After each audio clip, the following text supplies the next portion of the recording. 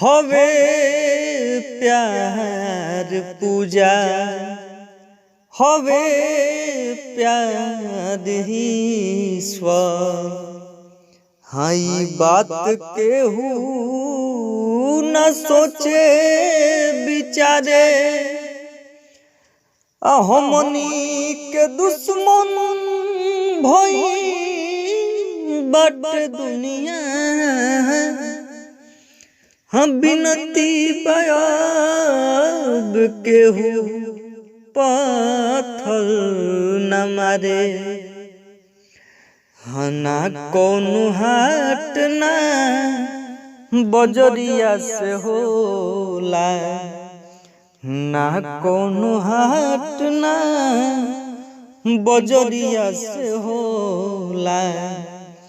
उमरिया के रोग है नजरिया से होला, ना कौनो हाट ना बजरिया से होला।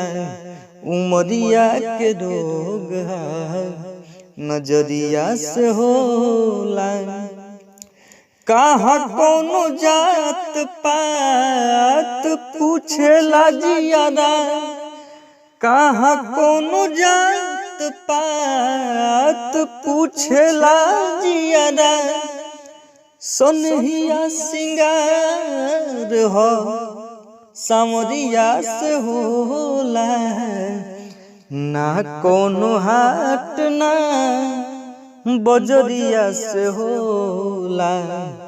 उमरिया के रोग है नजरिया से होला।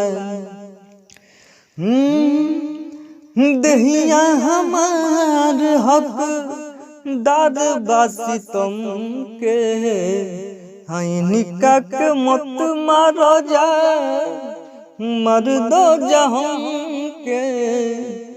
हाई फैसला ना कटोरिया से होला, इश्क के इलाज ना जहरिया से होला। उमरिया के रोग है नजरिया से होला, उमरिया के रोग है नजरिया से होला।